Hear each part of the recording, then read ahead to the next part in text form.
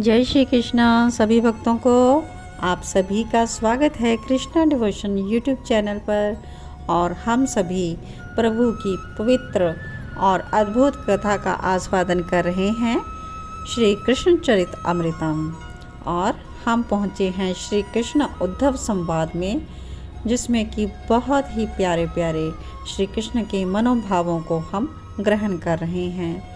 और श्री कृष्ण ने उद्धव को क्यों ब्रज में भेजा, इस बात से हमने भली भांति हम परिचित हुए। और आगे वृंदावन में पहुंच चुके हैं उद्धव श्री कृष्ण के कहने पर। और ब्रज में पहुंचते ही उद्धव ने महसूस किया कि यह तो चिन्मय धाम है, बिल्कुल ही यहाँ की लता पता हर एक चीज़ चिन्मय है और सभी बोल सकते हैं। उन्होंने उद्धव से पूछ लिया कि कहाँ है हमारे नाथ, हमारे प्रियतम कहाँ हैं। उद्धव ने कहा कि वो नहीं आए। ऐसा सुनते ही जो ब्रज की लता पता, जो चिन्मय धाम था, वो परिवर्तित हो गया, एकदम से सूख गया जब उन्होंने यह जाना कि उनके प्रियतम नहीं आए। आइए इसके आगे प्रवेश करते हैं हम भाग 224 में। उद्धव जी यहाँ पर कह रहे हैं, क्या कहूँ ब्रज की बात, यह शीर्षक है आज के प्रसंग का। उद्धव कहते हैं कि मैं क्या कहूँ ब्रज की बात, हर दिशाओं से ऐसी आवाज़ आती थी मानो कोई रो रहा हो। मैं जब वृंदावन पहुँचा तब शाम हो गई थी। मेरा रथ चला ही कहाँ था, मुश्किल से 4 ही कदम बढ़ पाते थे अश्व, फिर रुक जाते थे। कपि, मोर, शुक, पपीहा सब हमारे रथ को देखते। कपि तो भीतर झांक कर देखते और फिर उदासी से भर जाते, क्योंकि वहाँ उनका श्याम नहीं था। और फिर मेरी ओर देखते, मैं उन्हें क्या कहता। ऐसा वृंदावन में हमारा प्रवेश हो रहा था।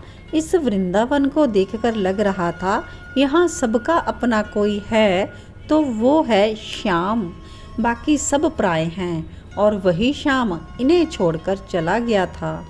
मैं आगे बढ़ रहा था धीरे धीरे इसलिए क्योंकि यहाँ के लता पत्र भी मुझे चेतन लग रहे थे, श्याम प्रेमी लग रहे थे। मैं किसी लता पत्र को रोंदते हुए आगे नहीं बढ़ सकता था।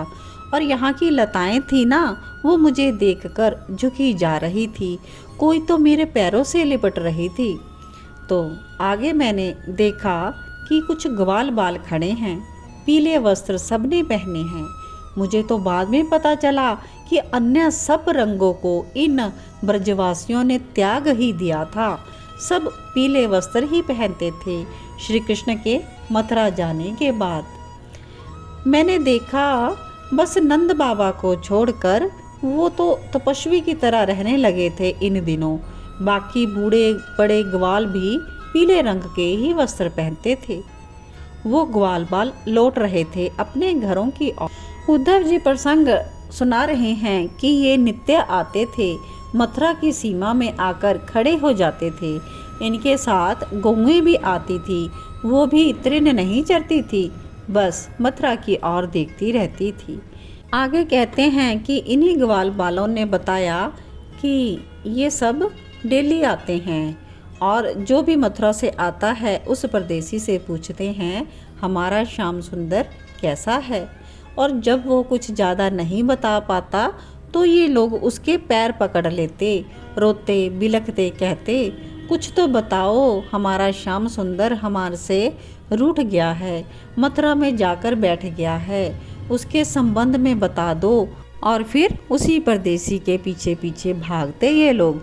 तो इस कारण से लोगों ने इस मार्ग में से आना ही छोड़ दिया, कोई नहीं जाता उस मार्ग से। मेरे रथ को उन ग्वाल बालों ने देख लिया था। क्या बताऊं तात, मानो मृत देह में इनकी प्राण आ गए हों। जैसे योगी शून्य में त्राटक करता है, वैसे ही ये सब ग्वाल बाल रथ पर त्राटक करने लगे। एक कह रहा था आ गया हमारा श्याम सुंदर, दूसरा खुशी से उछलते हुए कह रहा था मैंने कहा था ना वो आएगा। और तीसरा कहता चौथे ग्वाल का हाथ पकड़कर नाचते हुए देखो आ गया। और मेरी दाहिनी आंख फड़क रही थी। मैंने कहा था ना तुझे, आएगा हमारा कन्हैया, देख आ गया। तो एक ग्वाल दूर को रथ देखता रहा और कुछ बोल रहा था, ये रथ? हाँ, ये रथ मैं पहचानता हूँ, जिसमें हमारे श्याम सुंदर मथुरा में गए थे। लो, अब यही रथ आ गया। अद्भुत उमंग उत्साह से भर गए सभी ग्वाल वृंद। क्यों ना हो उत्साह उमंग, रथ वही था, यह ग्वालों ने देखा। रथ को मैंने वहीं खड़ा कर दिया और मैं वहीं से देख रहा था और उन सब की बातें भी सुन रहा था। में से एक का नाम लिया मनसुख। ओहो मनसुख, ये तो नाम लेकर मेरे कृष्ण रोते हैं, इसलिए मैंने उसे ध्यान से देखा। दुबला पतला सा एक सखा था। तो दूसरा उससे कह रहा है, चौरे मनसुख, देख तो मैं कह रहा था ना, वो आ गया, अब चल रथ के पास। अन्य सखाओं ने मनसुख को चलने के लिए कहा। वो कहता है, नहीं, मैं नहीं जाऊंगा, और मुंह फेर कर बैठ जाता है।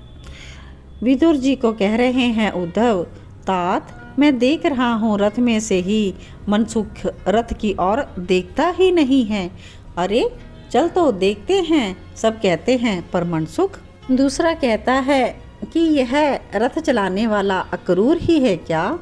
दूसरा देखने की कोशिश करता है, फिर कहता है, आंखें खराब हो गई हैं, रो रो कर खराब हो गई हैं, अब इतनी दूर से दिखाई नहीं देता। छोड़ो, हमें क्या लेने देना अक्रूर से, हमें तो अपने श्याम सुंदर से मतलब है।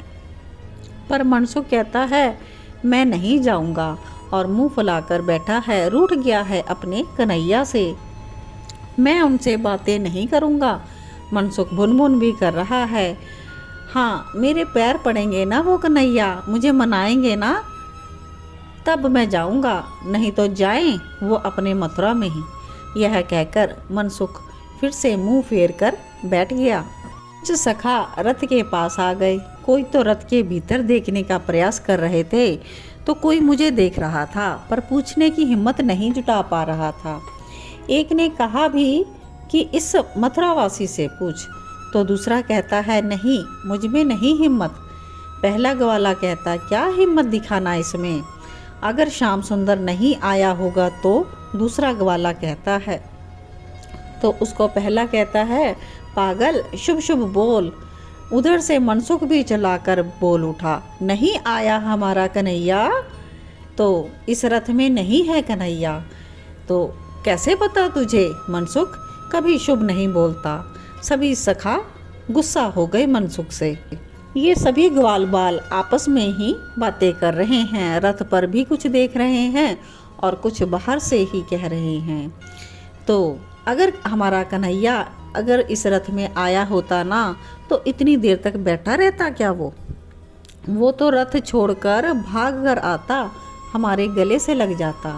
नहीं आया हमारा कन्हैया, नहीं आया। मनसुख इतनी बात बोलकर हिलकियों से रो पड़ा और सब सखाओं के आंखों से आंसू बहने लगे, क्योंकि सबने यह देख लिया था कि रथ में हमारा कन्हैया नहीं आया। इसी के साथ ही आज का प्रसंग यहीं पर विश्राम लेता है। कल के भाग में हम जानेंगे इसके आगे ग्वाल सखा उस रथ में जो सवार हैं मथुरावासी, उसको क्या कहते हैं और क्या आगे वार्तालाप होता है। तो कल की कथा का आनंद लेने के लिए आप सभी जुड़े रहें कृष्णा डिवोशन चैनल पर, और इस कथा को आगे ज़्यादा से ज़्यादा शेयर भी करें और चैनल को सब्सक्राइब करना ना भूलें, ताकि आपको घर बैठे ही प्रभु की लीला अमृत कथा उपलब्ध हो सके। आप सभी को जय श्री कृष्णा।